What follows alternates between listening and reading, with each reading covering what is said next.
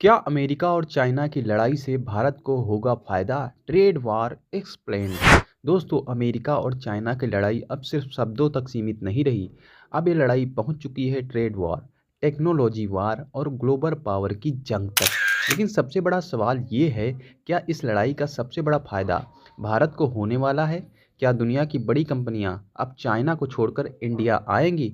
और क्या इंडिया आने वाले समय में नया मैन्युफैक्चरिंग हब बन सकता है? आज की इस वीडियो में हम पूरी सच्चाई आसान भाषा में समझाएंगे। सबसे पहले समझते हैं कि ट्रेड वॉर होता क्या है। जब दो बड़े देश एक दूसरे के सामान पर भारी टैक्स लगाना शुरू कर देते हैं तो उसे ट्रेड वॉर कहा जाता है। अमेरिका लंबे समय से चाइना पर आरोप लगाता रहा है कि चाइना दुनिया में सस्ता सामान बेचकर मार्केट कब्जा करता है, अमेरिकन कंपनियों को नुकसान पहुंचाता है और टेक्नोलॉजी कॉपी करता है। इसी वजह से अमेरिका ने कई चाइनीज़ प्रोडक्ट पर भारी टैरिफ यानी टैक्स लगा दिया है।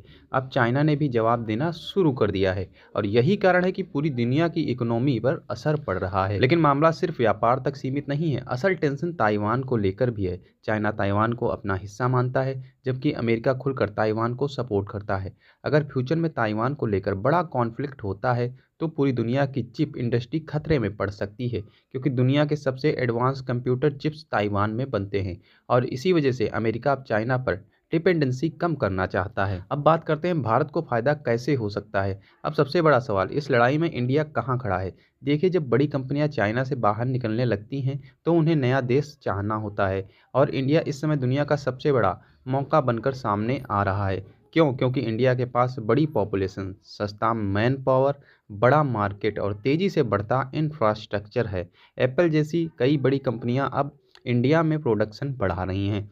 मेक इन इंडिया और पीएसएल स्कीम्स की वजह से फॉरेन कंपनियों को भी बड़ा फायदा मिल रहा है। लेकिन कहानी इतनी आसान भी नहीं है। चाइना आज भी मैन्युफैक्चरिंग में बहुत आगे है। उसके पास बड़े पोर्ट्स, फास्ट सप्लाई चेन और मैसिव फैक्ट्रीज हैं।